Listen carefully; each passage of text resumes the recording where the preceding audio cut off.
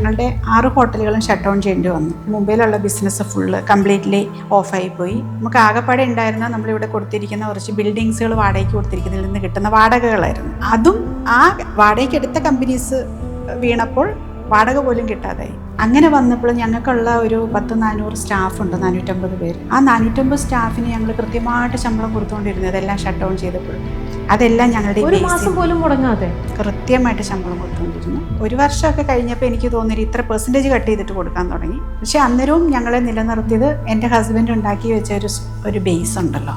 നമ്മൾ fixed deposit പൊട്ടിച്ചിട്ട് ശമ്പളം കൊടുത്തുകൊണ്ടിരിക്കുമായിരുന്നു ആ കൊറോണ ടൈമിൽ. നമ്മളെ അടുത്തറിയാവുന്നവർക്കൊക്കെ അറിയാം. ഇപ്പം ഞങ്ങൾ ഇത്ര സിനിമകൾ ചെയ്തു. അതിലിപ്പോൾ ലാസ്റ്റ് ചെയ്ത 2 സിനിമകൾ ഫ്ലോപ്പാണ്.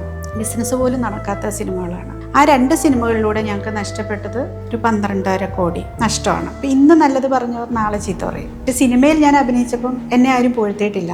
ഞാൻ പ്രിവിലേജ്ഡ് ആക്ട്രസ് ആയിട്ട് വന്നതാണ്. അപ്പോൾ എന്നെപ്പറ്റി മോശമേ പറഞ്ഞിട്ടുള്ളൂ. സിനിമയിൽ ഇൻഡസ്ട്രി സിനിമ മേക്കേഴ്സിൻ്റെയാണ്, ഫിലിം ഇൻഡസ്ട്രി എന്ന് പറയുന്നത്. അത് കാണുന്നവരാണ് ജനങ്ങൾ.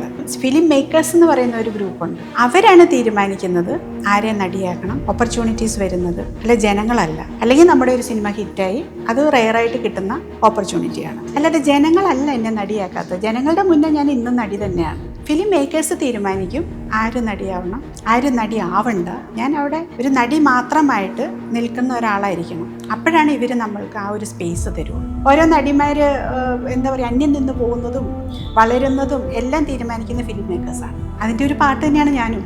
അപ്പോഴും അവിടെ എനിക്കൊരു നെഗറ്റീവ് കിടക്കുവാണ്. You are a privileged actress എന്നോട് ചോദ്യം പറയും ഈ ഫിലിം മേക്കേഴ്സ് തന്നെ, ജനങ്ങളല്ല പറയും. സിനിമ സ്വപ്നം കാണുന്നവർക്ക് ചാവറ ഫിലിം സ്കൂൾ, കൊച്ചി. അങ്ങനെ വിചാരിക്കാതെ വേറെ എത്രയോ നിങ്ങൾക്ക് ബിസിനസ്സും കാര്യങ്ങളൊക്കെ ഉണ്ട്. ബിസിനസ് ഫാമിലിയിൽ തന്നെ ഒരാൾ പുതിയതായിട്ട് തുടങ്ങിയിരിക്കുന്ന ഒരു ബിസിനസ്സാണിത്. ഇപ്പം തുടങ്ങി ഇത്രയും നാളുകൾ കൊണ്ട് പഠിച്ചത് എന്തായിരിക്കും? അങ്ങനെ ചോദിച്ചാൽ പല തരത്തിലുള്ള ആൾക്കാരാണ്. ഞാൻ മനസ്സിലാക്കിയ ഒരു സത്യം എന്ന് പറയുന്നത്, ഇപ്പം ഞാൻ ചെയ്തൊന്ന് സാരീസിൻ്റെയും ചുരിദാർ മെറ്റീരിയൽസ് മാത്രമേ വെച്ചിട്ടുള്ളൂ. പക്ഷേ ഇത് എളുപ്പമല്ല.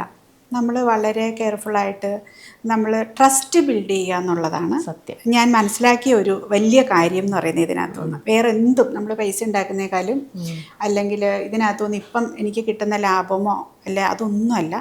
നമ്മളൊരു ബ്രാൻഡ് അവിടെ നിലനിന്ന് പോകണമെങ്കിൽ കസ്റ്റമേഴ്സിന് നമ്മളോടുള്ളൊരു ട്രസ്റ്റ്, വിശ്വാസം, അതല്ലേ എല്ലാം എന്ന് ഏതോ ഒരു പരസ്യത്തിൽ പറയുന്നുണ്ട്.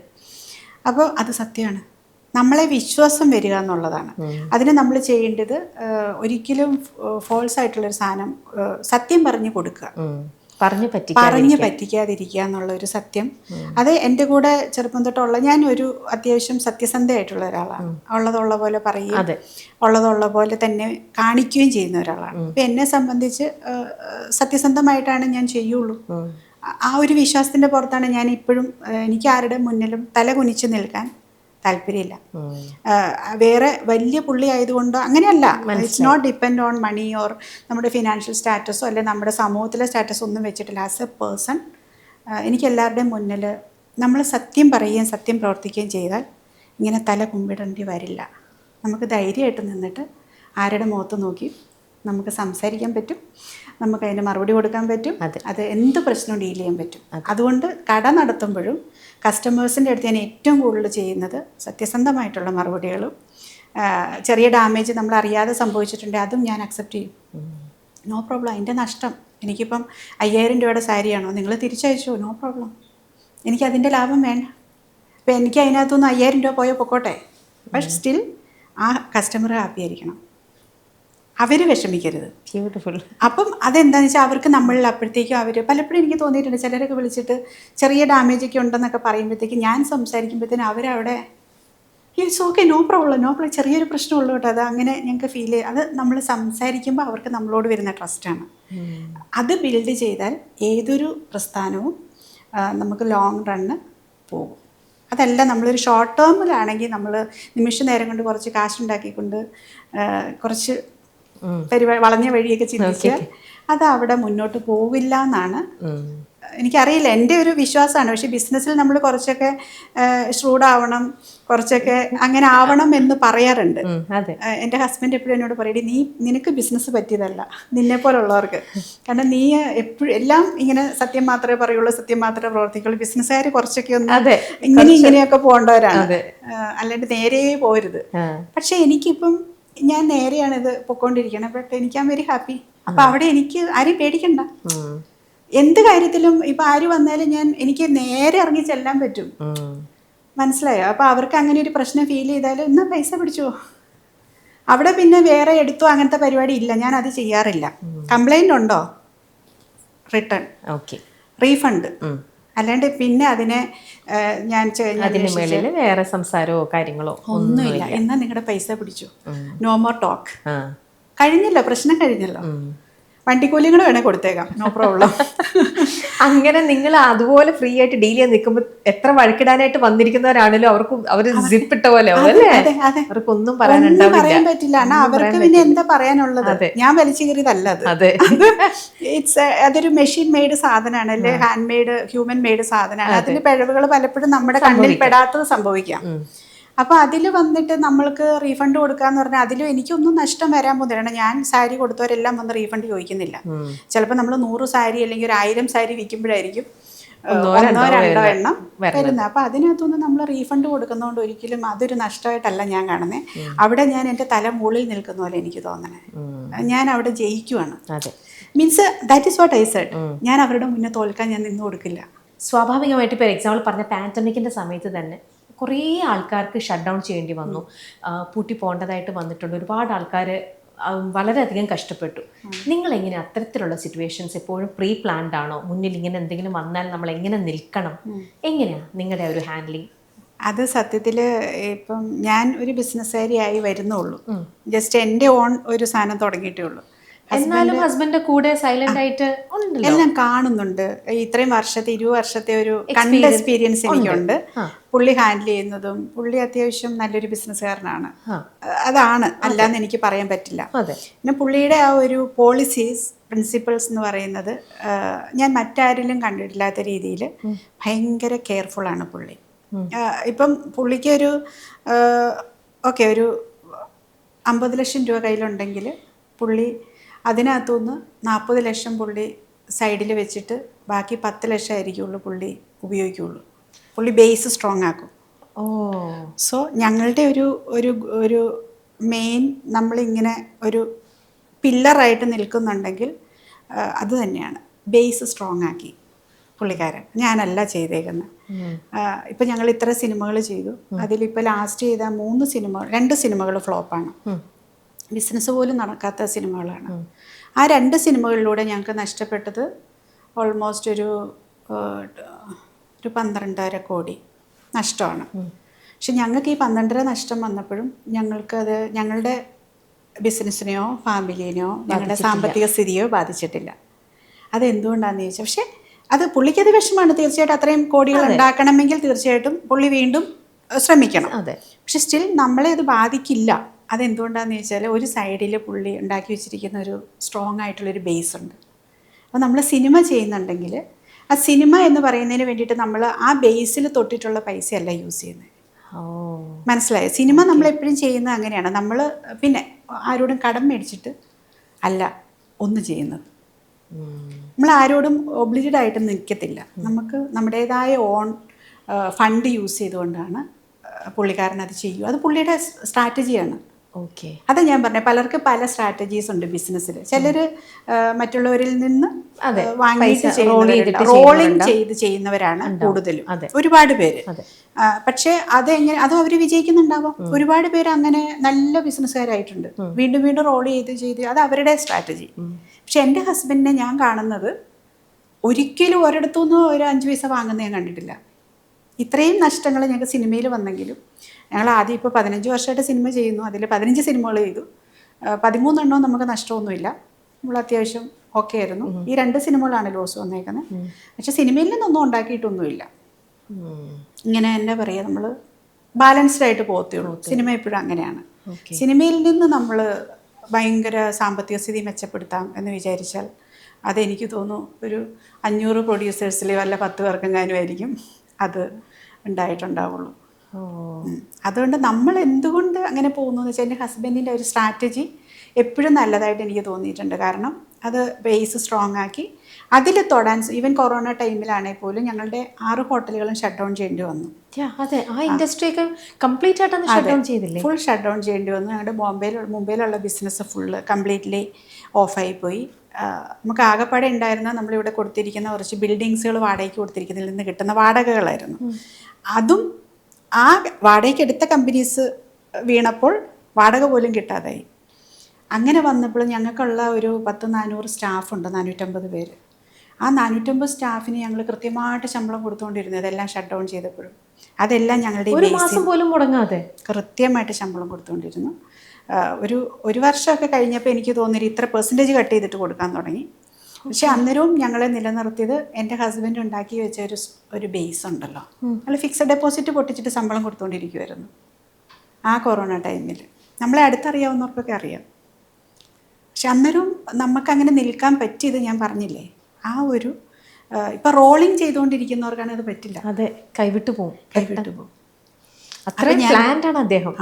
അത് ഞാൻ പറഞ്ഞു, സ്ട്രോങ് ആയിട്ടുള്ളൊരു ബേസ് എന്ന് പറയുന്നത് അത് പുള്ളി ചെയ്തു വെച്ചിട്ടുണ്ട്. പക്ഷെ ഇനി വരും തലമുറ അതിനെ എങ്ങനെ ഡീൽ ചെയ്യുന്നു എന്നുള്ളത് നോക്കണം. മക്കൾ അതിനെ എങ്ങനെ ഇപ്പം അദ്ദേഹം ഡീൽ ചെയ്ത് അതേ ആ ഒരു ബേസ് പിടിച്ചു നിർത്തിക്കൊണ്ട് പോകുമോ എന്നുള്ളത് നമുക്കറിയില്ല. എന്നാലും ഇത്രയും സക്സസ്ഫുൾ ആയിട്ടുള്ള ഒരു ബിസിനസ്മാൻ സ്വന്തം ഭാര്യ സ്വന്തമായിട്ട് ഒറ്റയ്ക്ക് വേറൊരു സംഭവം ചെയ്യാൻ ഇറങ്ങുന്നു എന്നറിഞ്ഞപ്പോൾ തീർച്ചയായിട്ടും ഒരു അഡ്വൈസ്, അല്ലെങ്കിൽ ഷീലു ഇന്ന കാര്യങ്ങൾ നീ ശ്രദ്ധിക്കണം, എങ്ങനെ എന്തെങ്കിലും ഒരു അഡ്വൈസ് അദ്ദേഹത്തിന്റെ കയ്യിൽ നിന്ന്? ഒന്നും അങ്ങനെ ഞാൻ എടുക്കാൻ നോക്കിയില്ല. പക്ഷെ പറഞ്ഞിരുന്നു. അല്ല, ഇത് സത്യം പറഞ്ഞാൽ ഇത് ഇങ്ങനെ ഓൺലൈൻ തുടങ്ങിയപ്പോൾ എനിക്ക് ഒരു ടെൻഷനും ഇല്ല. എന്താണ് നമ്മൾ 10-16 സാരി, കുറച്ച് സാരികൾക്ക് മുടക്കുന്ന എമൗണ്ട് അതൊക്കെ എൻ്റെ തന്നെ ഉണ്ട്. അപ്പം എനിക്ക് ഒന്നും പേടിയില്ല. പക്ഷെ ഈ ഒരു ഷോപ്പായിട്ട് ഇട്ടപ്പോൾ അവിടെ എനിക്ക് വാടക കൊടുക്കണ്ടെന്നുള്ളൊരു ഇതുണ്ട്. പിന്നെ എനിക്ക് ഇതിനകത്ത് സ്റ്റാഫിനെ വെക്കുമ്പോഴും എനിക്ക് ഇവിടെ എടുത്തു കൊടുക്കാനും അത് സെയിലിന് വേണ്ടിയിട്ടുള്ള ഗേൾസിനെയാണ് ആവശ്യമുള്ളൂ. ബാക്കിയെല്ലാം ഞാൻ എൻ്റെ ഹസ്ബൻഡിൻ്റെ സ്റ്റാഫിനെ തന്നെ യൂസ് ചെയ്യുന്നത്. ഇവിടെ തന്നെ തൊട്ടടുത്ത് ഞങ്ങളുടെ കോർപ്പറേറ്റ് ഓഫീസുണ്ട്. അപ്പോൾ അവിടെ അക്കൗണ്ടൻ്റ് ഉണ്ട്, അവിടെ എല്ലാ സ്റ്റാഫുകളും ഉണ്ട്. അവരെല്ലാം ഇവിടെയും വന്ന് മാനേജ് ചെയ്തോളൂ. ഇപ്പം സിസ്റ്റത്തിൽ അപ്ഡേറ്റ് ചെയ്യാൻ എല്ലാം അവർ അക്കൗണ്ടൻ്റ് വന്നിരുന്ന് ചെയ്തോളും, എല്ലാം നോക്കാം. അപ്പം എൻ്റെ ഹസ്ബൻഡിൻ്റെ ആ ഒരു സോഴ്സാണ് ഞാൻ യൂസ് ചെയ്യുന്നത്. പിന്നെ ഹസ്ബൻഡ് അവിടെ ഒരു സ്ട്രോങ് ബിസിനസ്മാനായിട്ട് ഇങ്ങനെ നിൽക്കുവാണല്ലോ. അദ്ദേഹം MBA ഒക്കെ ചെയ്ത ആളാണ്. അപ്പോൾ എനിക്ക് എന്ത് തട്ടുകേട് പറ്റിയാലും ഹീ വിൽ സപ്പോർട്ട് മീ. അതെ, അത് മനസ്സിലായോ? ഇപ്പൊ എനിക്ക് ഹാൻഡിൽ ചെയ്യാൻ പറ്റാത്ത രീതിയിൽ പോലും എന്ത് സംഭവിച്ചാലും എനിക്ക് ജസ്റ്റ് ഒരു വെളിപ്പുറത്ത് അദ്ദേഹം ഉണ്ട്, അദ്ദേഹത്തിന്റെ സ്റ്റാഫുകൾ ഇവിടെ തൊട്ടടുത്ത ഓഫീസ്. അപ്പം അതും വലിയൊരു സപ്പോർട്ടാണ് ഇപ്പോൾ. സോ അതുകൊണ്ടായിരിക്കാം ഒരുപക്ഷെ ഞാനിവിടെ ഇരുന്ന് പെട്ടെന്നൊരു ബിസിനസ് വുമൺ ആയി എന്ന് പറഞ്ഞ് അഹങ്കരിക്കുന്നതിലും കാര്യമില്ല. ബിക്കോസ് ഓഫ് മൈ ഹസ്ബൻഡ് ആണ് എനിക്ക് ഇവിടെ ടെൻഷൻ ഇല്ലാണ്ട് ഇങ്ങനെ ഇരുന്ന് സത്യം ഇത്ര റിലാക്സ്ഡ് ആയിട്ടിരുന്ന് ബിസിനസ് ചെയ്യാൻ പറ്റുന്നത്. പക്ഷെ ഞാൻ എൻ്റെ ഇഷ്ടത്തിലാണ് ചെയ്യുന്നതെന്ന് മാത്രം. ആ ഇഷ്ടങ്ങളും എനിക്ക് ചെയ്യാൻ പറ്റുന്നത് എന്തുകൊണ്ടാണ്? I know he is very strong അല്ലേ, പുള്ളി അവിടെ ഉണ്ട്, ആ ഒരു ബേസ് സ്ട്രോങ് ആണെന്നും എനിക്ക് ഇത് പൊട്ടിയാലും എന്നെ ഒന്നും ബാധിക്കില്ല, അല്ല ഈ സാരി എല്ലാം ഞാൻ തന്നെ എടുത്തോണ്ട് നടന്നാൽ മതി എന്നുള്ളതും എനിക്ക് നന്നായിട്ട് അറിയാവുന്നതുകൊണ്ടാണ് എനിക്ക് ഇത് റിലാക്സ്. അല്ലാതെ ഒരാൾക്ക് പറ്റില്ല വരില്ല. അല്ല, നമ്മൾ അതിനെ അത് മാനിക്കണമല്ലോ. I have to respect that, അല്ലേ? ആ ഒരു ഭാഗ്യം അത് റെസ്പെക്ട് ചെയ്യണം ഞാൻ. അല്ലാണ്ട് ഞാൻ തന്നെ എല്ലാം ഇങ്ങനെ ഇതുകൊണ്ട് എൻ്റെ കഴിവിൽ ഞാൻ ചെയ്തു. കഴിവിലാണ് ഇത് അറിഞ്ഞത്, അത് എൻ്റെ ഒരു രീതിയിലാണ്. അതായത് ഞാൻ ഇതിനെ എങ്ങനെ പ്രസന്റ് ചെയ്യുന്നു എന്നുള്ള രീതിയിലാണ് എല്ലാവരും അറിഞ്ഞത്. അതിന്റെ മാർക്കറ്റിംഗ് സൈഡ് ഇത് മാത്രം, ബാക്കി മണ്ണിട്ട് വെള്ളം ഇട്ട് കറക്റ്റ് ആയിട്ട് റൂട്ട് എല്ലാം സ്ട്രോങ് ആക്കി ബേസ് ഇട്ട് വരെ തന്നതല്ല അദ്ദേഹം ഈ ഒരു സൈഡിൽ സക്സസ്ഫുൾ ആയിട്ട്. അല്ല, ഇപ്പം ഷോപ്പാണേലും ഇങ്ങനെയൊക്കെ രീതിയിൽ വർക്ക് ചെയ്ത് 1 മാസം കൊണ്ട് പുള്ളി ഇന്റീരിയർ എല്ലാം ചെയ്തു തന്നു. മുൻവശത്തെ ഒക്കെ ആണെങ്കിലും ഗേറ്റ് എല്ലാം എൻ്റെ ഇന്റീരിയർ വർക്കുകളെല്ലാം പെട്ടെന്ന് ഒന്നും എനിക്ക് അറിയേണ്ടി വന്നില്ല. അപ്പൊ അത് പുള്ളിയെ സംബന്ധിച്ചത് പീനട്ടാണ്. അതെ, സത്യം. പീനട്ടും അല്ല, കടുകുമണിയാണ്. അപ്പം ഒരുപക്ഷെ അതൊക്കെ നമ്മൾ ശരിയല്ലേ, ശരിക്കും നമ്മൾ ഉള്ളത് പറയണമല്ലോ. അല്ലെങ്കിൽ നമ്മൾ ശരിക്കും ഞാൻ എന്നെ തന്നെ എൻ്റെ കഴിവ് കൊണ്ട് എന്ന് പറഞ്ഞാൽ ഓക്കെ, കഴിവ് കൊണ്ട് മാർക്കറ്റിംഗ് നടക്കുന്നു, ആൾക്കാർ എന്നെ ഇഷ്ടപ്പെടുന്നു, സാരിയിൽ അത് ആൾക്കാർ വാങ്ങുന്നു, ഇതെല്ലാം കറക്റ്റാണ്. ബട്ട് സ്റ്റിൽ അവിടെ വരെ നമ്മൾ എത്തണമെങ്കിൽ ഇങ്ങനെ ഒരു ബേസ് നമുക്ക് വേണം. അല്ലാത്തവർക്ക് അത് നമ്മൾ ചിന്തിക്കും. പിന്നെ അല്ലാതെ നമ്മൾ തുടങ്ങണമെങ്കിൽ നമ്മളൊരു 10,000 വട്ടം ചിന്തിക്കില്ലേ അതെ റിസ്ക്കും. അതെ, റിസ്ക്കും പലതരത്തിലുള്ള ടെൻഷനും പ്രഷറും ബിസിനസ് അല്ലേ, നമ്മൾ അതിന്റെ ആ ഒരു ഇതെല്ലാം ബാക്കി ആർക്കും ഉണ്ടാവാം. പക്ഷെ ലക്കിലി ഷീലുവിന് ആ ഒരു കാര്യങ്ങളെല്ലാം വളരെ എല്ലാം നല്ല രീതിയിൽ പോകണം. അല്ല, ഞാൻ നോക്കിയപ്പോഴേ നമ്മളിങ്ങനെ 40s ഒക്കെ എത്തുമ്പോഴത്തേനും എന്തെങ്കിലുമൊക്കെ ഒന്ന് ചെയ്യണം. ഹസ്ബൻഡിനുണ്ട്, പക്ഷെ സ്റ്റിൽ എനിക്ക് അതിനകത്തൊക്കെ ഇൻവോൾവ് ചെയ്യുമ്പം ഞാൻ പലപ്പോഴും പുള്ളിയുടെ കൂടെ പല കാര്യങ്ങൾക്ക് ഇങ്ങനെ ഒപ്പിടാനും അതിനും ഇതിനെല്ലാം പോകുമ്പോഴും ഞാൻ ഒരു ചെറിയ കുട്ടി അവിടെ നിൽക്കുന്ന ഫീൽ എനിക്ക് വരാറുള്ളത് പുള്ളിയുടെ അടുത്ത് നിൽക്കുമ്പോൾ. പുള്ളിയുടെ ആ ഒരു വേ ഓഫ് ബിസിനസ് ഡീലിങ്സും ഒന്നും എൻ്റെ ഈ ഒരു കുട്ടിത്തം നിറഞ്ഞ ഒരു സിൻസിയറിറ്റി നിറഞ്ഞ ഒരു ഇതിലൂടെ ഒന്നും ചിന്തിക്കാൻ പറ്റത്തില്ല. അപ്പം ഞാൻ എപ്പോഴും പുള്ളിയുടെ മുന്നിൽ ഒരു കുഞ്ഞ് നിൽക്കണ ഫീലാണ് ആ ബിസിനസ്സുകാരൻ്റെ മുന്നിൽ. അപ്പം അങ്ങനെ ചിന്തിച്ചപ്പോഴാണ് ഞാൻ സ്വന്തമായിട്ട് എനിക്ക് എന്തെങ്കിലും ചെയ്യണം, എനിക്ക് ആ കുട്ടിത്തത്തിൽ നിന്നൊന്ന് മാറി സ്വന്തമായിട്ട് എന്തുകൊണ്ട് ചെയ്തുകൂടാ, അങ്ങനെ ചിന്തിച്ച് ചെറുതായിട്ട് തുടങ്ങിയൊരു എൻഗേജ് ആവാം എന്നുള്ള രീതിയിൽ. അല്ല, എനിക്ക് പുള്ളിയുടെ പോയി വേണമെങ്കിൽ ഹോട്ടലിനകത്തും ഹോട്ടലിലെ പരിപാടികളിലും എല്ലാം എനിക്ക് എൻഗേജ് ആവാൻ സ്പേസ് ഉണ്ട്. ബട്ട് സ്റ്റിൽ അവിടെ ചെല്ലുമ്പോൾ എനിക്ക് കംഫർട്ടബിളായിട്ട് ഫീൽ ചെയ്യുന്നില്ല. കാരണം പുള്ളിക്കാരനെല്ലാം അങ്ങ് ചെയ്യുവാണ്, നമുക്ക് അവിടെ പ്രത്യേകിച്ചൊന്നും ചെയ്യാനില്ല. കാരണം ഇപ്പം എൻ്റെ ആവശ്യമില്ല അവിടെ. എന്ന് വെച്ചാൽ ഞാൻ ഒപ്പിട്ടോണ്ടിരിക്കുക, അത് ചെയ്താൽ ബാക്കിയെല്ലാം സ്റ്റാഫുണ്ട് അവിടെ. അപ്പം എനിക്ക് പ്രത്യേകിച്ച് ഒരു കാര്യം ഏറ്റെടുത്ത് ചെയ്യാനായിട്ട് എനിക്കൊരു സ്പേസ് ഇല്ല. അത് സിനിമ മാത്രമായിരുന്നു. സിനിമയിൽ കുറച്ചുകൂടി എനിക്ക് നല്ലതായിട്ട് ചെയ്യാനുള്ളൊരു സ്പേസ് ഉണ്ട്. പക്ഷെ വേറെ ഒന്നിലും നമ്മുടെ ഹോട്ടൽ സംരംഭങ്ങളിൽ എല്ലാ ഹോട്ടലിനും മാനേജേഴ്സ് ഉണ്ട്, അതെല്ലാം ഒരു നല്ല രീതിയിൽ അതങ്ങനെ പോയിക്കൊണ്ടിരിക്കുകയാണ്. അങ്ങനെ വന്നപ്പോഴാണ് എന്നാ എന്തെങ്കിലും ഒരു പരിപാടി ചെയ്യാം. കൂടുതലായിട്ട് ചോദിച്ചോട്ടെ, നിങ്ങളുടെ സ്വന്തം പ്രൊഡക്ഷനിലാണ് ഷീലു എല്ലാത്തിലും തന്നെ ഒരു പാട്ടായിട്ടുണ്ട്. പുറത്തുനിന്നുള്ളൊരു പ്രൊഡക്ഷൻ ടീമിന്റെ കൂടെ വളരെ കുറച്ച് സിനിമകൾ മാത്രമാണ് ഷീലു ചെയ്തിരിക്കുന്നത്. അതെന്താ ഇപ്പോഴും പറഞ്ഞു വന്നിട്ട് പോയില്ല എന്ന്, അതെന്താ അങ്ങനെ? ഒരുപക്ഷെ ഞാൻ എൻ്റെ സിനിമയിലൂടെ തുടങ്ങിയ ഒരാളാണ്. അതെ, ഒന്നാമത്തെ സിനിമ ഞങ്ങളുടെ ഓൺ പ്രൊഡക്ഷൻ ആയിരുന്നു. രണ്ടാമത്തെ സിനിമ വേറൊരു പ്രൊഡക്ഷനിലാണ് ചെയ്തത്. അപ്പോൾ എൻ്റെ ഓൺ സിനിമയിൽ കിട്ടിയ കംഫോർട്ട് എനിക്ക് രണ്ടാമത് ചെന്ന സിനിമയിൽ ഒട്ടും കിട്ടിയില്ല. അത് കഴിഞ്ഞ് മൂന്നാമത് ചെയ്യുന്ന ഞങ്ങളുടെ ഓൺ സിനിമയാണ്. അപ്പോൾ വീണ്ടും ഞാൻ കംഫർട്ടബിൾ ആവുകയാണ് കൂടുതൽ. നമ്മുടെ ഒരു വീട്ടിലിരിക്കുന്ന ഫീലാണ് നമ്മുടെ ഓൺ പ്രൊഡക്ഷനിൽ നിൽക്കുമ്പോൾ. അങ്ങനെയാണ് ഞാൻ എല്ലാ മുൻനിര താരങ്ങളുടെയും കൂടെ എല്ലാം അഭിനയിച്ച് വന്ന് വീണ്ടും പുറത്തൊരു സിനിമ ചെയ്തു. അതിലും വീണ്ടും അപ്പം ഞാൻ എക്സ്പെക്ട് ചെയ്യുന്ന നമ്മുടെ സിനിമയിൽ നിൽക്കുന്ന ഒരു ഫീൽ എക്സ്പെക്ട് ചെയ്യുമല്ലോ, ഒരു കംഫർട്ട് സോണ്. അപ്പം എനിക്ക് ആരും എന്നെ അങ്ങനെ മിസ്ബിഹേവ് ചെയ്തെന്നല്ല, എനിക്ക് കംഫർട്ട് തരുന്നില്ല എന്നോ അല്ല, എൻ്റെ ഫീലാണത്. ഇപ്പം സ്വന്തം ഇതിൽ കിട്ടുന്ന ആ ഒരു ഫീൽ കിട്ടിയില്ലാത്തത് കൊണ്ടാണോ വേറെ പ്രൊജക്ടുകളൊന്നും പിന്നെ ഞാൻ അതിലേക്ക് ശ്രദ്ധിക്കാൻ, എനിക്ക് അങ്ങനെ വിളിക്കുമ്പോൾ ഞാൻ നോ പറഞ്ഞു തുടങ്ങി. അല്ലെങ്കിൽ ഞാൻ ചെന്ന സിനിമകളിൽ ചിലപ്പോൾ എന്നെ കുറച്ച് ഹാൻഡിൽ ചെയ്യാൻ ബുദ്ധിമുട്ടായിട്ട് അവർക്ക് തോന്നിയിട്ടുണ്ടാവും. ബുദ്ധിമുട്ടാണോ ഷീലിനെ ഹാൻഡിൽ ചെയ്യാൻ? അങ്ങനെയല്ല, ശല്യക്കാരിയായിട്ട് തോന്നിയിട്ടുണ്ടാവും. അല്ലെങ്കിൽ അവർക്ക് തന്നെ തോന്നി, അവര് നമ്മൾ ഓൺ പ്രൊഡക്ഷൻ കമ്പനി ഉണ്ടല്ലോ, അപ്പൊ അവർക്ക് നമ്മളെ പറ്റി ഉള്ള ധാരണ വേറെയാണ്. എന്തൊക്കെയോ മിസ്അണ്ടർസ്റ്റാൻഡിങ്ങോ, അല്ലെങ്കിൽ ഇവരുടെ പടത്തിൽ അഭിനയിക്കുള്ളൂ, അല്ലെങ്കിൽ ഇവരെ വിളിച്ചാൽ ഇവര് പ്രശ്നക്കാരി ആയിരിക്കും, ഇവരെ വിളിച്ചാൽ ഇവര് ചിലപ്പം അങ്ങനെയൊക്കെയുള്ള ഒരു ധാരണയിലായിരിക്കാം പലരും വിളിക്കാതിരുന്നിട്ടുള്ളത്. വിളിച്ചവർക്ക് പോലും പിന്നെ കുറച്ച് പ്രശ്നം തോന്നിയിട്ടുണ്ടാവാം ചിലപ്പം, അല്ലെങ്കിൽ എന്നാൽ വിളിക്കുന്നില്ല എന്നുമല്ല. പക്ഷെ ഇതിൽ എന്നാന്ന് ചോദിച്ചു കഴിഞ്ഞാൽ ഈ പലരും വിളിക്കുന്നത് ഈ സിനിമയിൽ തന്നെ ഉണ്ടല്ലോ കുറച്ചിങ്ങനെ നമ്മൾ പ്രൊഡക്ഷൻ കമ്പനി ഉള്ളപ്പോൾ തീർച്ചയായിട്ടും നമ്മളെ എപ്പോഴും ഒരു നടിയായിട്ടല്ല കാണുക. അഭിനയിക്കാൻ വിളിക്കുന്നതിനൊപ്പം വേറെയും ചില എന്ന് വെച്ചാൽ ഫിനാൻഷ്യലി സപ്പോർട്ടിങ്ങും ഒക്കെ ആവശ്യപ്പെട്ട് വിളിക്കുന്നവരുണ്ടാവാം. എന്ന് വെച്ചാൽ അങ്ങനെ എക്സ്പെക്ട് ചെയ്തിട്ടും അല്ലെങ്കിൽ എന്തെങ്കിലും ഒരു രീതിയിൽ നമ്മളിൽ നിന്ന് അടുത്ത പടം ചെയ്യാനോ എന്തെങ്കിലുമൊക്കെ ഒരു നമ്മളിൽ നിന്നൊരു എക്സ്പെക്റ്റേഷൻ ആയിരിക്കും. അപ്പോൾ അത് ചിലപ്പം അങ്ങനെ എനിക്ക് മനസ്സിലായി കഴിഞ്ഞപ്പോൾ ഞാൻ ആസ് എ പേഴ്സൺ ഞാൻ പറഞ്ഞാൽ കുറച്ചൊരു വേറൊരു ടൈപ്പ് ഓഫ് പേഴ്സണാണ്. എൻ്റെ സ്വഭാവത്തിൻ്റെ പ്രശ്നമാവാം. എനിക്ക് ഇങ്ങനെ ആൾക്കാർ പെട്ടെന്ന് അങ്ങനെ എല്ലാം ഞാൻ അക്സെപ്റ്റ് ചെയ്യത്തില്ല. എനിക്ക് വളരെ സ്ട്രെയിറ്റ് ഫോർവേഡായിട്ട് ഇപ്പം എന്നെ അഭിനയിക്കാൻ വിളിക്കുകയാണെങ്കിൽ അഭിനയിക്കാൻ മാത്രമായിരിക്കണം, അല്ലാതെ എന്നിൽ നിന്ന് വേറൊന്നും, അതായത് എന്നിൽ നിന്ന് പണമോ അടുത്ത പടം ചെയ്യണം എന്നുള്ളൊരു അങ്ങനെയൊന്നും പ്രതീക്ഷിക്കരുത്. അത് നമ്മൾ വേണേൽ ചെയ്യാൻ പറ്റുന്ന കാര്യങ്ങളാണ്. അപ്പോൾ വേറൊരു ഹിഡൻ അജണ്ട അതിലുണ്ടാവരുത്. മിക്കവരും എന്തോ ഒരു ഹിഡൻ അജണ്ട ഉള്ള പോലെ എനിക്ക് ഫീൽ ചെയ്തിട്ടുണ്ട്. ആണല്ലേ? ഓക്കെ. അതെ, അതിൽ തന്നെയും ഷീലു ഇത്ര അധികം പ്രൊജക്റ്റുകൾ ചെയ്തതിൽ ഷീലുവിനെ അത്ഭുതപ്പെടുത്തിയ ഒരു പേഴ്സണാലിറ്റി, ഒരു വ്യക്തി, ഇദ്ദേഹം ഇങ്ങനെയായിരുന്നു, അല്ല അദ്ദേഹത്തിൻ്റെ നമ്മൾ കണ്ട് പഠിക്കണം എന്ന് തോന്നിയത് അത് ആരിൽ നിന്നായിരിക്കാം? അങ്ങനെയൊന്നും ആരുമില്ല ശരിക്കും. ഇല്ലില്ല. അങ്ങനെ പഠിക്കാനൊന്നുമില്ലെന്നേ, എല്ലാവരും മനുഷ്യന്മാർ തന്നെയാണ്. അങ്ങനെയൊന്നുമില്ല. ഞാൻ എപ്പോഴും ഡൗൺ ടു എർത്ത് ആയിട്ടുള്ളവരിലേക്ക് അട്രാക്റ്റഡ് ആവുന്ന ഒരാളാണ്. അങ്ങനെയുള്ളവർ ഉണ്ടോയെന്ന് ചോദിച്ചാൽ ധ്യാനം ഈ പറഞ്ഞ പോലെ എനിക്ക് ഇഷ്ടമാണ്. ഭയങ്കരമായിട്ട് ഇങ്ങനെ ഒരു താരജാടയില്ല. ഓൺലി ഒരു കുഴപ്പമെന്ന് പറയുന്ന ഫോൺ എടുക്കത്തില്ല എന്നുള്ളൊരു സാധനവും. അല്ലാതെ വന്നാൽ ഒരു ഭയങ്കര നല്ലൊരു നമ്മൾ സിനിമയിൽ എനിക്ക് അങ്ങനെ ഒരു ഞാൻ ഈ കണ്ടു പഠിക്കണം എന്നൊക്കെ പറയുന്നതിന് ഞാൻ കാണുന്നത് അവരുടെ അഭിനയമോ അല്ലെങ്കിൽ അതല്ല. ഞാനിപ്പോഴും ഒരു മനുഷ്യനെ സൗന്ദര്യമോ അതൊന്നുമല്ല, അവരെങ്ങനെ നമ്മുടെ അടുത്ത് ബിഹേവ് ചെയ്യുന്നു, അവർ നമ്മളോട് എങ്ങനെ റെസ്പോണ്ട് ചെയ്യുന്നു. അത് നമ്മളൊരു ഗ്ലാസ് വെള്ളം കൊടുക്കുമ്പോൾ പോലും നമുക്കത് ഫീൽ ചെയ്യും. ഒരു വ്യക്തി റിയാക്ട് ചെയ്യുന്നത് റിയാക്ഷൻസാണ്.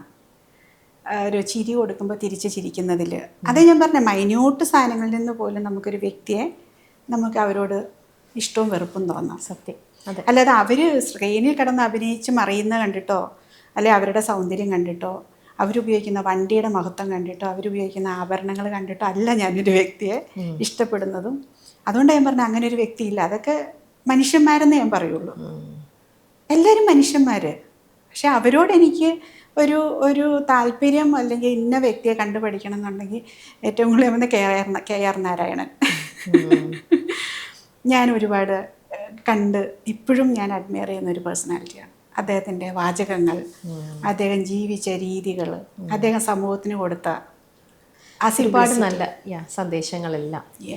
അദ്ദേഹത്തിൻ്റെ ഫാമിലി ബാക്ക്ഗ്രൗണ്ട്, അതിൽ നിന്ന് വന്ന് അദ്ദേഹം എവിടെ എത്തി, എങ്ങനെ മരിച്ചു, എന്ത് സംസാരിച്ചു, എങ്ങനെ ബിഹേവ് ചെയ്തു, ആണോ അല്ലയോ, അതിലാണ് ഞാൻ ഒരാളെ അല്ല സിനിമയിലുള്ളവരെയൊക്കെ എനിക്ക് അങ്ങനെയൊന്നും തോന്നിയിട്ടൊന്നുമില്ല ആരെയും. അതെല്ലാം മനുഷ്യന്മാരാണ്. അവർ ഗ്ലാമർ വേൾഡിലുള്ളവരാണ്. ഗ്ലാമർ രീതിയിൽ അവർ പെരുമാറുന്നു, കാണിക്കുന്നു, ബിഹേവ് ചെയ്യുന്നു, അത്രേ ഉള്ളൂ. ഷീലുവിന് എവിടെയെങ്കിലും റെസ്പെക്റ്റ് കിട്ടിയിട്ടില്ലാത്തവണ്ണോ ആരെങ്കിലും മിസ്ബിഹേവ് ചെയ്തിട്ടുള്ളവണ്ണോ അങ്ങനെയും അപ്പോൾ തോന്നിയിട്ടുണ്ടാവില്ലേ നിങ്ങളുടെ സ്വന്തം പ്രൊഡക്ഷനിൽ പോലും? അങ്ങനെയും ഉള്ള സംരംഭങ്ങൾ ഉണ്ടായിട്ടുണ്ട്. നമ്മളപ്പോൾ അത് റിയാക്ട് ചെയ്യുമല്ലോ. കഴിയുന്നത് നമ്മൾ അങ്ങനെയൊക്കെ ഉള്ളവരെ എന്താ പറയുക, തിരിച്ച് അങ്ങോട്ട് അങ്ങനെ പ്രതികരിക്കുകയല്ല. പിന്നീട് നമ്മൾ അവരെ പരിഗണിക്കില്ല. നമ്മൾ സിനിമ ചെയ്യുന്നവരാണല്ലോ. അതെ. ഓ, അങ്ങനെ സ്വന്തം നമ്മുടെ പ്രൊഡക്ഷൻ കമ്പനിയാണെന്ന് അറിഞ്ഞിരുന്നിട്ട് പോലും അങ്ങനെ ചെയ്യുന്നവര് എന്താല്ലേ? അല്ല, മനുഷ്യന്മാരല്ലേ. ഞാൻ അതല്ലേ പറഞ്ഞത്. എന്നോട് സിനിമയിൽ അങ്ങനെ ഉണ്ടോയെന്ന് ചോദിച്ചാൽ ഇല്ലാന്ന് തന്നെ ഒറ്റയടിക്കാൻ പറഞ്ഞത് എന്തുകൊണ്ടാണ്? എനിക്ക് ആരെ പറ്റിയിട്ടോ അങ്ങനെ ഭയങ്കരമായിട്ട് ഒന്നും പുകഴ്ത്തി പറയാനോ ഇകഴ്ത്തി പറയാനും ഞാനില്ല. ജസ്റ്റ് ഹ്യൂമൻസ്, അത്രേ കാണുന്നുള്ളൂ ഞാൻ അതിനെ. എന്നെ ട്രോളുവോ ഞാൻ ഇങ്ങനെ പറഞ്ഞാൽ അങ്ങനെയൊന്നും ചിന്തിക്കില്ല. അല്ല, ഞാനിപ്പോൾ പറഞ്ഞതിൽ എന്തെങ്കിലും ട്രോളാനുള്ളതുണ്ടോ? ഉണ്ടോ? എനിക്ക് തോന്നുന്നില്ല. അതെന്ന് വെച്ചാൽ ഇപ്പം അറ്റവും മുറിച്ച് മാത്രമൊക്കെ ഇട്ട് കഴിഞ്ഞാൽ ചിലപ്പം ഇപ്പം ഞാൻ എന്നെ പുകഴ്ത്തി പറയുന്ന പോലെയൊക്കെയുള്ള സാധനം തോന്നുമായിരിക്കും. പക്ഷെ ഞാൻ പറഞ്ഞ സത്യമാണ്. ഞാൻ സാരി എടുത്ത് നിൽക്കുന്നത് കണ്ടിട്ടാണ് ആൾക്കാർ സാരി വാങ്ങുന്നത് എൻ്റെ അടുത്തുനിന്ന്. അല്ലാണ്ട് എൻ്റെ സാരിയുടെ ബ്രാൻഡ് കണ്ടിട്ടല്ല, ഞാൻ ഉടുത്ത് നിൽക്കുന്ന കണ്ടാണ് അവരെൻ്റെ കടയിലേക്ക് വന്നത്. അത് സത്യമാണ്. പക്ഷെ സിനിമയിൽ ഞാൻ അഭിനയിച്ചപ്പം എന്നെ ആരും പുകഴ്ത്തിയിട്ടില്ല. ഞാൻ പ്രിവിലേജ്ഡ് ആക്ട്രസ്സായിട്ട് വന്നതാണ്. അപ്പോൾ എന്നെപ്പറ്റി മോശമേ പറഞ്ഞിട്ടുള്ളൂ സിനിമയിൽ. പക്ഷെ ഞാൻ സാരി ഉടുത്ത് തുടങ്ങിയപ്പോൾ എന്നെപ്പറ്റി നല്ലത് പറഞ്ഞു തുടങ്ങി. ഞാൻ സാരി ഉടുക്കുന്നതാണ് ഇഷ്ടമെന്ന് പറഞ്ഞു തുടങ്ങി ആൾക്കാർ. അപ്പം അങ്ങനെയാണ് ജനങ്ങൾ എപ്പോഴും. നമ്മൾ എല്ലാവരിൽ നിന്നും നമ്മളെപ്പറ്റി നല്ലത് പറയുന്നോ, they say good, they say bad. ഇപ്പം ഇന്ന് നല്ലത് പറഞ്ഞവർ നാളെ ചീത്ത പറയും. So nothing stays permanently. അത് ഫ്രണ്ട്സ് ആയിക്കോട്ടെ, ബന്ധങ്ങളായിക്കോട്ടെ, സിനിമ ആയിക്കോട്ടെ, നമ്മുടെ ലുക്സ് ആയിക്കോട്ടെ, എപ്പോഴും പെർമനൻ്റായിട്ട് നിൽക്കണം. ഞാൻ പറഞ്ഞൊരു വ്യക്തിയുണ്ടല്ലോ, അതുപോലെ behaviours and the way we talk, നമ്മുടെ വായിൽ നിന്ന് പുറത്തേക്ക് വരുന്ന കാര്യങ്ങൾ മറ്റുള്ളവർക്ക് ഫീൽ ചെയ്യണം. അത് അവർ പറഞ്ഞ് കറക്റ്റാണല്ലോ എന്ന് ഓട്ടോമാറ്റിക്കലി ഫീൽ ചെയ്യും. ഇപ്പം ഞാൻ എന്നോട് ചോദിച്ചു സിനിമയിൽ നിന്ന് ഏറ്റവും നല്ല വ്യക്തിത്വം അങ്ങനെ എന്തോ അല്ലേ ചോദിച്ചത്? ഏറ്റവും നല്ലൊരു റെസ്പെക്ട് ചെയ്യാൻ തോന്നുന്ന ഒരു വ്യക്തി എനിക്കാരുമില്ല. അത് പറഞ്ഞത് ട്രോളുന്ന മെറ്റീരിയലാണോ അത്? ഞാൻ ഉണ്ടെന്ന് പറയുന്നത് എങ്ങനെയാണ്? അതെങ്ങനെയാണ്? അത് എനിക്ക് ഫീൽ ചെയ്യണ്ടേ? എന്നും പറഞ്ഞ് ഞാൻ എല്ലാവരും മോശമാണെന്നാണോ പറഞ്ഞത്? എനിക്ക് ഫീൽ ചെയ്തിട്ടില്ല. They are all humans. മനുഷ്യന്മാർ ആയിട്ടേ എനിക്ക് തോന്നിയിട്ടുള്ളൂ. എന്നാൽ അഭിനയത്തെ പറ്റി ചോദിച്ചാൽ ചിലപ്പോൾ അതും എങ്ങനെയാണ് വരുന്നത്? മനുഷ്യന്മാർ അക്സെപ്റ്റ് ചെയ്ത് അവരെ അങ്ങനെ അഭിനേതാക്കളായി വന്നു. അതിനേക്കാൾ കഴിവുള്ളവർ ചിലപ്പോൾ ഈ പുറത്ത് ഒന്നുമാകാൻ പറ്റാതെ നിൽക്കുന്നുണ്ടാവും. മനസ്സിലായോ? മനസ്സിലായി. ഷീലു ഇത്രയും സിനിമകൾ സ്വന്തം പ്രൊഡക്ഷനിലും അല്ലാതെയും അഭിനയിച്ചിട്ടും ഷീലു പറഞ്ഞു ഒരു നടി എന്നുള്ള രീതിയിൽ ഷീലുവിന് അധികം ഒരു ഇത് വന്നിട്ടില്ല. കുറേ പേർക്കൊക്കെ അത്രയും ഇഷ്ടപ്പെട്ടിട്ടുമില്ല. ഇത് ഷീലു തൊട്ട് മുന്നേ പറഞ്ഞു. അപ്പം ഷീലുവിന് എപ്പോഴെങ്കിലും അതൊരു കാരണം സിനിമ ഇഷ്ടപ്പെട്ടിട്ടാണ് സ്വന്തം പ്രൊഡക്ഷനിൽ തന്നെ ഷീലു ഓരോ സിനിമ ചെയ്തു തുടങ്ങിയതും. ഏതൊരു പ്രൊജക്റ്റിനെയും നിങ്ങൾ ഇഷ്ടത്തോട് കൂടിയിട്ടല്ലേ ഏതൊരു സംഭവം ചെയ്തു തുടങ്ങുക.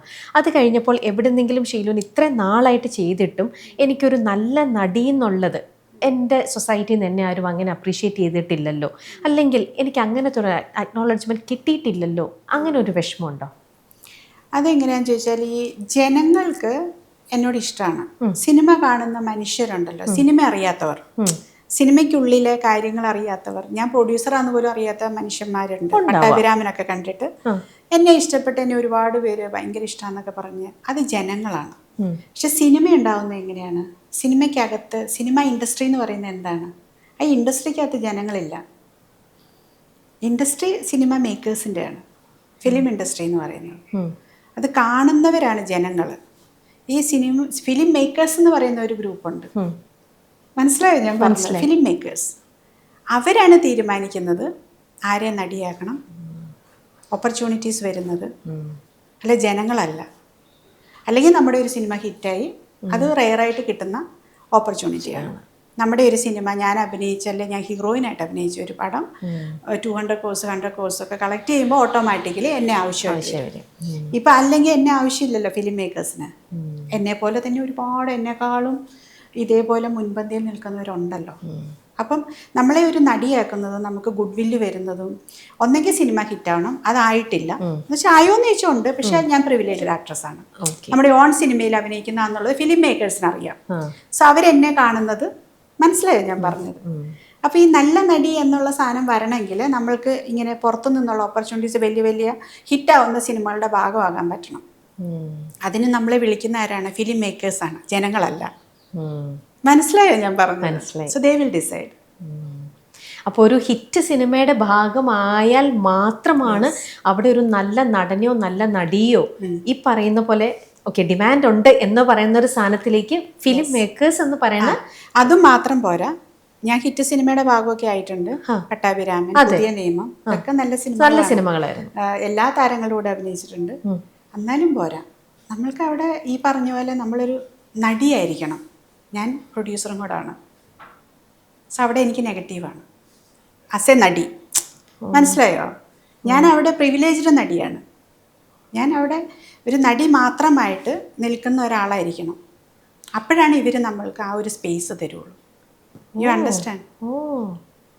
മനസ്സിലായോ ഞാൻ പറഞ്ഞത്? എനിക്കറിയില്ല ജനങ്ങൾക്ക് ഞാൻ ഈ പറയുന്ന മനസ്സിലാവുന്നുണ്ടോ. എനിക്ക് കണക്ട്. അല്ലാതെ ജനങ്ങളല്ല എന്നെ നടിയാക്കാത്തത്. ജനങ്ങളുടെ മുന്നേ ഞാൻ ഇന്നും നടി തന്നെയാണ്.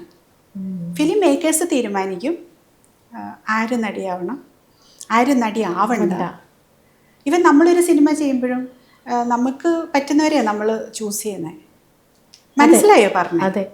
അപ്പോൾ അവർ ഒരു സിനിമ ചെയ്യുമ്പോൾ അവർക്ക് കംഫർട്ടബിൾ ആയിട്ട് തോന്നുന്ന അവരെ അവർ വെക്കുള്ളൂ. അപ്പോൾ അവർ നടികളായിട്ട് മാറും. ആ സിനിമ ഹിറ്റായാൽ അവരുടെ ബ്രാൻഡ് വലിയ നല്ല ബ്രാൻഡാണ്, കമ്പനിയാണ് സിനിമ ചെയ്യുന്നതെങ്കിൽ ആ സിനിമയിൽ അവർ ചൂസ് ചെയ്ത നടി വീണ്ടും വളരുവാണ്. അങ്ങനെയാണ് ഓരോ നടികളും നടന്മാരും ഉണ്ടാകുന്നത്. ഓരോ നടിമാർ എന്താ പറയുക, അന്യം നിന്ന് പോകുന്നതും വളരുന്നതും എല്ലാം തീരുമാനിക്കുന്ന ഫിലിം മേക്കേഴ്സാണ്. അതിൻ്റെ ഒരു പാട്ട് തന്നെയാണ് ഞാനും. ബിക്കോസ് ഞങ്ങളും ഫിലിം മേക്കേഴ്സാണ്. അപ്പോൾ ഞാൻ എങ്ങനെ വേറൊരു നടിയായി വളരും? ഇല്ല, ഞാൻ എന്നെ തന്നെ വളർത്തേണ്ടി വരും. അപ്പോഴും അവിടെ എനിക്കൊരു നെഗറ്റീവ് കിടക്കുവാണ്. You are a privileged actress എന്നോട് പറയും ഈ ഫിലിം മേക്കേഴ്സ് തന്നെ. You understand? ജനങ്ങളല്ല പറയുന്നത്. അപ്പോൾ എന്താ വെച്ചാൽ ഇൻഡസ്ട്രി തന്നെ സോഷ്യൽ മീഡിയയിലുണ്ടല്ലോ കമൻ്റ് ഇടുന്ന കുറേ, നമ്മൾ ഫിലിം മേക്കേഴ്സ് തന്നെ കുറേ പേരെ ഏൽപ്പിക്കുന്നുണ്ട്. അവർ തന്നെ ആദ്യം കമൻ്റ് ഇടും. അപ്പോഴാണ് അത് ജനങ്ങളിലേക്ക് എത്തുന്നത്. മനസ്സിലായോ ഞാൻ പറഞ്ഞത്? പോസിറ്റീവ് കമൻസ്, നെഗറ്റീവ് കമൻസ് എഴുതുന്ന കുറച്ച് പേര് നമ്മൾ തന്നെ വളർത്തുന്നുണ്ട്, എല്ലാം കൊടുത്ത്. അവർ തന്നെ ആദ്യം നമ്മൾക്ക് അഗൈൻസ്റ്റ് ആയിട്ട് കമൻ്റ് ഇടും. അതാണ് സാധാരണ ജനങ്ങളിലേക്ക് എത്തുന്നത്. അത്രേ ഉള്ളു കാര്യം. ഞാൻ പറഞ്ഞത് വളരെ കൃത്യമായിട്ട് രമ്യക്ക് മനസ്സിലായിട്ടുണ്ടാവും. മനസ്സിലായി. വളരെ ക്ലിയർ കട്ടായിട്ടാ അവിടെ ഇവിടെ. ചിലപ്പോൾ കണ്ടിട്ടില്ലേ, ചിലരൊക്കെ ഭയങ്കര നന്നായിട്ട് അഭിനയിച്ചിട്ടുണ്ടാവുന്നിരിക്കാം, 1-2 സിനിമ കഴിഞ്ഞപ്പോൾ അവരെ കാണാനില്ല. കാരണം എന്താണ്? അവരെ ജനങ്ങൾ നടിയായിട്ട് അക്സെപ്റ്റ് ചെയ്യാഞ്ഞിട്ടാണോ? അല്ല, ഫിലിം മേക്കേഴ്സിന് അവരെ വേണ്ട. അതിന്റെ പിന്നിൽ പല കാരണങ്ങളുണ്ടാവാം. അത്രേ ഉള്ളൂ. സോ ഞാനൊരു പ്രിവിലേജ്ഡ് ആക്ട്രസ് ആണ്, ഞാനൊരു പ്രൊഡ്യൂസറാണ്, ഞാൻ അതിൽ അഹങ്കരിക്കുന്നു. I am very happy. ഞാൻ അഹങ്കരിക്കുന്നു. അതെ, തീർച്ചയായിട്ടും ആ ഒരു ഇതില് അപ്പൊ എന്നെ അഹങ്കാരി എന്ന് വിളിച്ചോളൂ. Very happy. ഇപ്പൊ മനസ്സിലായില്ലേ ഞാൻ എന്തുകൊണ്ട് അഹങ്കാരിയായിട്ടിരിക്കുന്നു. ഷീലു വളരെ ക്ലിയർ ആയിട്ടാണ് ഷീലു പറയുന്നതെല്ലാം. ഷീലുവിന്റെ ആരും ഭയന്നിട്ടല്ല, ഇവിടെ നിന്നാണ് ഷീലുവിന്റെ എല്ലാ ആൻസേഴ്സും വരുന്നത്. അപ്പം നമ്മൾ മറ്റുള്ളവരുടെ തൃപ്തി വരാൻ വേണ്ടിയിട്ടും കുറച്ച് ഡിപ്ലോമാറ്റിക് ആയിട്ടും നിൽക്കുന്നവരാണ് ഇതിൽ സക്സസ്ഫുൾ ആയിട്ട് നിൽക്കാൻ തന്നെയാണോ ഇപ്പോൾ പറയുന്നതിനർത്ഥം? അതല്ലെങ്കിൽ ഞാൻ പറഞ്ഞല്ലോ, ചിലരൊക്കെ കണ്ടിട്ടില്ലേ, എങ്ങും പിടിയെത്താത്തടത്ത് എത്തിയിട്ടുണ്ട് 1-2 പേരൊക്കെ. നമുക്ക് എത്തിപ്പിടിക്കാൻ പറ്റത്തില്ല, പക്ഷെ സ്റ്റിൽ അവരെ വേണം. മനസ്സിലായോ ഞാൻ പറഞ്ഞത്? അവരോട് ഫോൺ കോളിലൊന്നും അപ്രോച്ച് ചെയ്യാൻ പോലും പറ്റത്തില്ലാത്ത ലെവലിലായിരിക്കും അവർ. അതിനകത്ത് ലേഡീസും ഉണ്ട്, ആണുങ്ങളും ഉണ്ട്, പക്ഷെ അവരെ ആവശ്യമാണ് ഈ പറഞ്ഞ ഫിലിം മേക്കേഴ്സിന്.